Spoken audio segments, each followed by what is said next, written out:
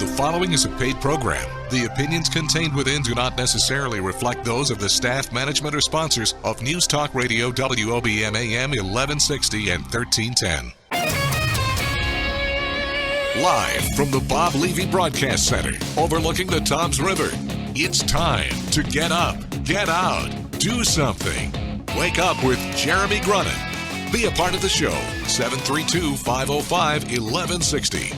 News Talk Radio WOBM AM 1160 and 1310. Listen online at WOBMAM.com. Hey, welcome back. Wake up with Jeremy Grunin, 609, Tuesday, November 1st, 36 degrees, getting up to 60 today.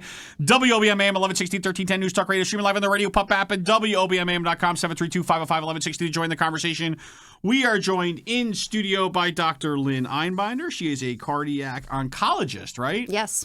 At Community Medical Center? Yes, sir. And do you have is this like you have your own private practice as well, and it's just work with Community Medical Center? Exactly. I'm with a group called New Jersey Heart and Vascular Associates. So our main office is here in Toms River, and we see patients at Community. Very cool. So explain to me what cardiac oncology is. It seems like it's a hybrid of many things. It is, absolutely. So, what a lot of cancer patients don't realize is that unfortunately some of the treatments for cancer, including chemo and radiation, can be very stressful on the heart. Now, my husband is a high school biology teacher, so I apologize for using this description. But if you imagine, it's like, remember those awful old Venn diagrams where they had those big circles that interconnect? Oh. I know. God bless. Oh. I can't believe you just said Venn diagram. I'll tell you about that in a second. Go ahead. I'm sorry. I'm pretty dorky. But it's like an interaction of three things. One is just understanding the heart. Unfortunately, there's a lot of older patients diagnosed with cancer, and they're coming in with heart disease, congestive heart failure, stents, bypass. So they're coming into the diagnosis of cancer with heart problems to begin with. Then there's another understanding, kind of the understanding of the biology of cancer, because cancer is very inflammatory. There's a lot of risks of blood clots and other problems. Heart disease is also inflammatory. There's inflammation in the vessels of the heart. And so when you have kind of this double hit, it can cause a lot of problems. The final piece of that awful Venn diagram is just understanding the treatment of cancer, because chemotherapy, radiation can actually have effects on the heart that can decrease the heart function as part of treatment. Wow. You said you have kids, right? I have three. How old are your kids? 16, 14, and 12. Are any of them not good at science or They math? are all not good at science. Really? For real? For real. In fact, when my daughter took biology, she didn't let either. My husband, who's a biology teacher, I have a degree in biology. We were useless to her. Really? So, yeah. They're all like English and theater people, right? Exactly. My son is a big theater person. He sings, he tries to sing his homework pretty much. So, yeah. Really? Do you feel good about that, or do you feel a sense of rejection on some level? No. Honestly, being a physician is a crazy lifestyle. I'm sure you know with your wife being a nurse. And so I'm happy that they will find what they love. Absolutely. My parents were both attorneys, and they always said to me, if there's one thing we're going to tell you, to never be a lawyer or a doctor.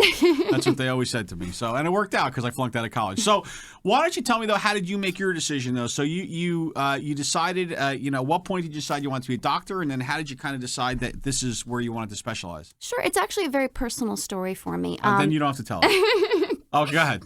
I came from a very blue-collar family. I was actually the only doctor in my family. And my grandfather, amazing guy, he actually dropped out of school at 6th grade because his dad died and he had to support his whole family. Right. He died of a heart attack very young. And I remember at that point thinking, he had had some chest pain before, didn't really get seen, and then had a massive heart attack. And it made me really realize that, people, it can rob them 10, 20, 30 years. And so for me, it's really a passion with cardiology in doing what I can to help people live like a much longer life and enjoy that retirement that they deserve. So for you, it wasn't, because I think for a lot of doctors, it's, I want to be a doctor. Right. And then they go into medical school and then they kind of decide what they like or what resonates with them or what, do they like it to be more, do they like to operate? Do they like to be more kind of analytical? I mean, how do they, what area do they like the best? But for you, it was really like you wanted to get into cardiology. And the doctor thing was kind of just, that was part of what you needed to do. So you knew right away that's what you wanted. Absolutely. And then subsequently, my mother was actually diagnosed with a very aggressive form of cancer called cholangiocarcinoma. And so as part of that, I went through the whole process with her with surgery, chemo, radiation. And I really saw so much about what the cancer patients go through. And so it was an interest to me to both take my cardiology background and then help apply it to cancer patients. The last thing you want is to go through, weeks, months, years of chemo chemo and then come out with heart problems or heart failure. I mean, you want to go through and beat that cancer, and then you want to have the good lifestyle that you deserve going through that. That's cool. So I know that this is a very kind of a new thing. Why is it so new? It seems to me that when people would be going through cancer, it would make sense that everything's kind of compromised, right, and that you're more likely to have other issues. But this wasn't something that was kind of normally thought of before. Absolutely not. In fact, I went to a conference at Sloan Kettering, and the first speaker said, we're so new, we don't have a Wikipedia page. So I know. But, really, the problem is unfortunately in medicine, I'm sure we kind of have our own little areas. Oncology is here, cardiology is here, right, and never will it meet. And so, unfortunately, what we're seeing is, especially as patients are older and sicker, they're getting chemo treatments, they're having heart issues, and maybe it's something the oncologist can't quite deal with. And so we're helping really bridge that gap for people. So it's actually a function of medicine becoming more collaborative, more cooperative, right, that we're really trying to work together for the best for patients. Right. Interesting, because I think you hear more and more. You hear about like panel medicine, mm-hmm, and I'm saying it wrong, and I know that you'll probably refresh my memory of what the term is, but they mm-hmm talk more about bringing a whole group of doctors to talk about a particular patient. Yeah. That's kind of like that span a whole gamut of different specialties to kind of figure out what the best course of treatment is. Go ahead. I'm sorry. Oh no, go ahead. I'm sorry. No, I mean, there's something kind of called the patient-centered medical home, because right, obviously we don't want to treat patients in isolation. Right. So we're really trying to be more communicative of, okay, look, this is the cancer regimen I want to treat them. Okay, well, look, this person's had a stent or had bypass. So how can we communicate a little better, to treat them properly? Right. That's just interesting because I think now you're seeing, that you have those panels and you have those groups all working collaboratively. And I think it's probably kind of natural that you're going to see now more morphing of kind of, different specialties into these really almost like micro specialties of doctors that are really, really good at, like yeah, what you're doing, right? I mean, is that kind of the wave of the future, do you think? I think it is. I mean, if you look at some of the big centers like Mayo, Cleveland, Mass General, they're developing these cardio-oncology programs because you need expertise in the field. It's not something maybe a general cardiologist would deal with every day. So right, yeah, unfortunately, as people get older and sicker, we are going to see a little bit more of that concentration. Cool. When we come back, and we're here with Dr. Lynn Einbinder, I'd like for you to talk about some of the, what are some of the telltale signs or some of the symptoms that somebody may see that would make them say, okay, I'm in cancer treatment, but maybe I need to look at something, there may be something more. Because my mind would also tell me that if you were new to cancer and you were new to chemo, and any different symptom would pop up, I think your first inclination would be just to point to, it must be the chemo, it must be the next logical progression. But I'd like for you to tell us when we get back some of the things that people should watch out for. Is that all right? Of course, thank you. you. Dr. Lynn Einbinder, cardiac oncologist, back after this. Rush Limbaugh today at noon. More Wake Up with Jeremy Grunin coming up next. News Talk Radio, WOBM AM 1160 and 1310. Hey, welcome back. Wake Up with Jeremy Grunin. I'm getting a little stink, by the way, from one of my friends who's like, you gave her a hard time about not following directions about where to call, and now you're being all nice to her in the studio. So I just want to this was my form of now chastising you. Now we're done. We're moving right along. So we're with Dr. Lynn Einbinder. We're talking about cardiac oncology. So symptomatically, what would we be looking for? If we were in chemo, if we were already kind of a cancer patient, what would be a kind of a red flag to say maybe there's something more going on here? Sure. Some of the most dangerous drugs in terms of heart side effects are actually used with breast cancer, things like adriamycin and Herceptin. So what we can see is actually that the heart doesn't squeeze as well. And when it doesn't pump blood forward as well, it backs up. It can back up into the lungs, and people can get very short of breath, especially when they try to do things. And then it can also back up down into the legs, and they can get swelling and fluid retention. Now, sometimes these can be nonspecific symptoms, but if there's something that develops relatively quickly, that's an issue.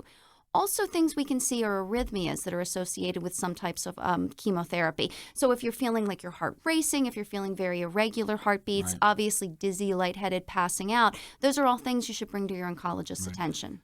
All right, good. I really loved Annie Lennox and the arrhythmias, by the way. Yeah.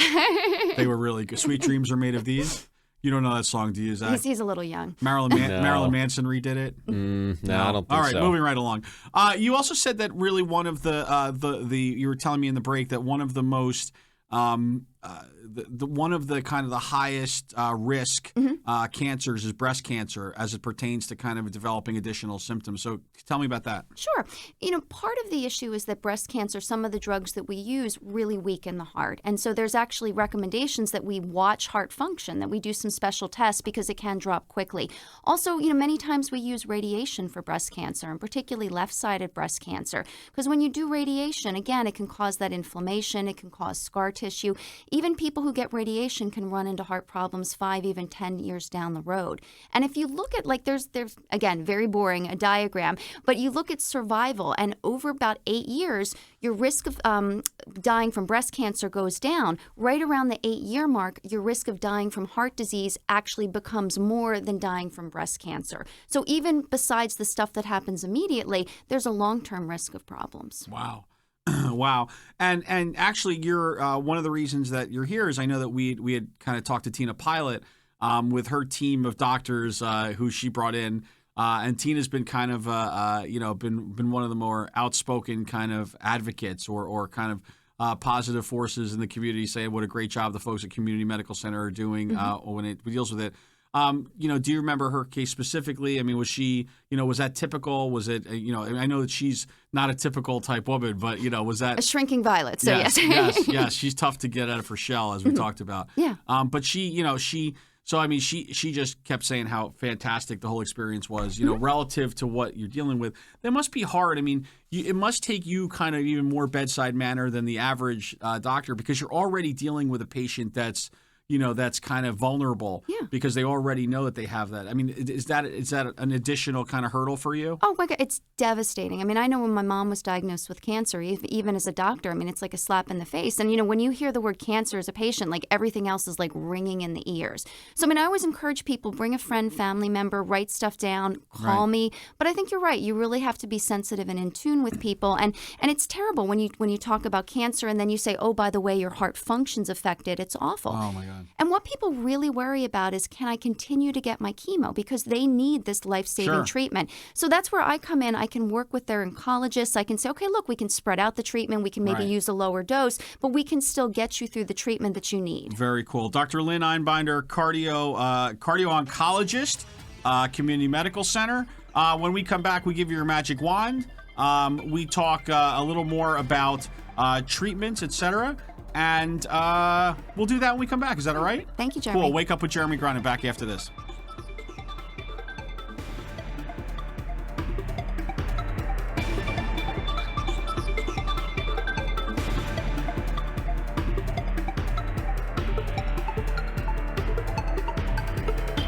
Wake Up with Jeremy Grunin. News Talk Radio WOBM AM 1160 and 1310.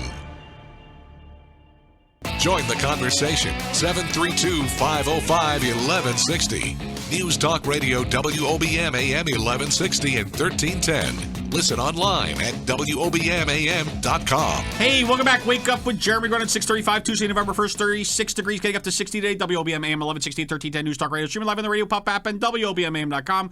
732-505-1160 to join the conversation. We are joined in studio by Dr. Lynn Einbinder. She is a cardiac oncologist in practice and also working through Community Medical Center. So, we were talking, Dr. Einbinder, we were talking a little bit about proactively what folks that are maybe cancer patients could do, what they could ask their oncologist. What are the right questions and the right ways to go? Sure. And I mean, this is important because obviously when you're diagnosed with cancer, it's pretty overwhelming to begin with. One is just, working with your oncologist, letting them know about, do I have underlying heart disease? You'll be amazed at how many of my patients will come back and say, yeah, I was diagnosed with cancer 3-4 months ago. Well, why didn't you come and see me? Why didn't you give me a call? And they don't necessarily realize that's important. Also, if you're going to undergo any surgery, because there's certain risks associated with anesthesia. So So, talking to your oncologist, especially if you have heart disease. Even if you don't have heart disease, let them know if you have risk factors. I mean, diabetes, family history, high blood pressure, high cholesterol.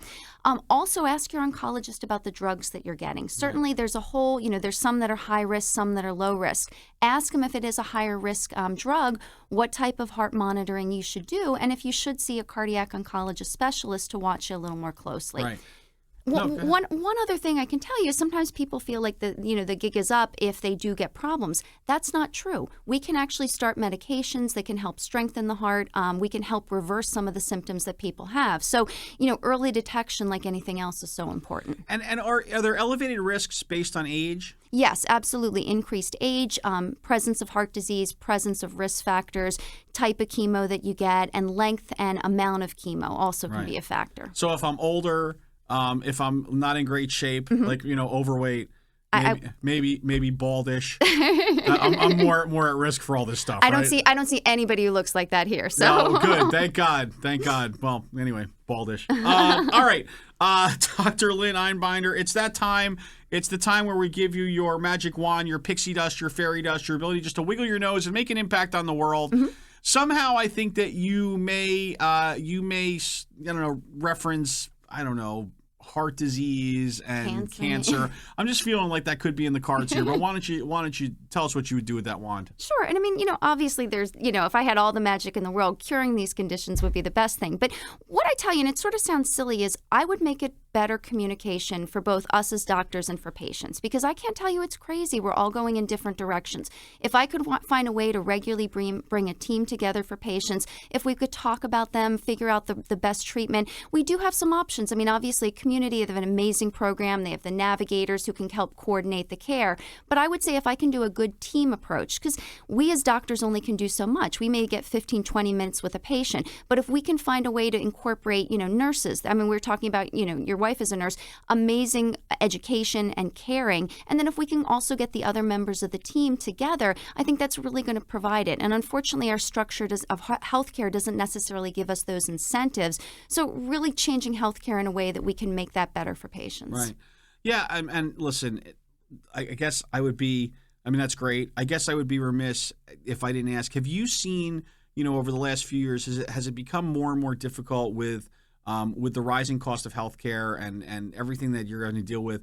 Do you think patients are more hesitant to seek out further treatments or look for second opinions because they're afraid of what the cost implications are? Oh, absolutely. I mean, I unfortunately see patients who don't have insurance who will delay screening, for breast cancer or other conditions. And so unfortunately, they're diagnosed later. Also, people have huge deductibles. I had one patient who said that they, have a $5,000 deductible. So they have to pay that out of pocket before they get any insurance coverage. Plus you look at the costs of the chemotherapy drugs and other things. And so, somebody's saying, okay, fine, I'm doing all this monitoring and now you're telling me there's a problem with my heart. I just can't afford to go to another specialist or have more testing. So, and that's really devastating. And, certainly community has done a great job and programs in the area of trying to help with different options for screening, low cost things. And certainly in our practice, we do our best to work with patients and help get them the care that they need at something that's reasonable for them. Cool. Dr. Einbinder, where could folks learn more about maybe your practice, or where could they go to kind of learn more about anything that we talked about today? Sure. Well, certainly, the Community Medical Center website has all my contact information. If patients are interested in seeing me for a consultation, they can call at 732-608-9737. Because it's such a new specialty, we actually don't have that big website, but certainly the American Cancer Association has information, and some of the big programs. If you go to the Mayo Clinic or the Cleveland Clinic, they have a lot of educational resources for patients. But I would tell you, stay tuned. I think in a couple years, we're really going to have more networks. In fact, my organization, the American College of Cardiology, is having its first big conference down in D.C. in February. Well, I think we're going to provide more structure and help find more educational resources for patients. Gosh, D.C., why can't they have a conference in like Vegas or somewhere fun? Like, we're going to D.C. I mean, how fun is that? I guess they actually want us to show up for the session. Yes, whatever. Hey, listen, Dr. Einbinder, I'd also be remiss if I didn't wish your son best of luck, right? He is a member of the Brick Children's Community Theater. He is in the top 5 for the Engage Toms River Giving Tuesday Theater Group Challenge. Yes. So I know that he must be excited about that, and and they're going to perform it at OCC with a chance to win $10,000. Absolutely. They're the only all-children theater group in the area. They're going to be doing some scenes from their upcoming play, A Christmas Story, and they're also performing at the Strand in December. Cool. So thank Christmas you. Story, is that the one with the You'll shoot your eye out, kid. In Yeah. fact, they have a whole musical number of You Shoot Your Eye Out, Kid. It's very entertaining. So Really? Yeah. Really? I always you've seen A Christmas Story, right, Zach? Yeah, every Christmas. Yeah. They even have right. they have the lamp. It's going to be a pretty iconic production. Yeah. So That sounds cool. I know I want to buy a BB gun because of it. So, Dr. Lynn Einbinder, cardiac oncologist, thank you so much for dropping some knowledge on us today and coming on in, okay? Thank you so much for the opportunity, Cool. Jeremy. Wake I up, appreciate it. Absolutely. Wake up with Jeremy Grunin back after this.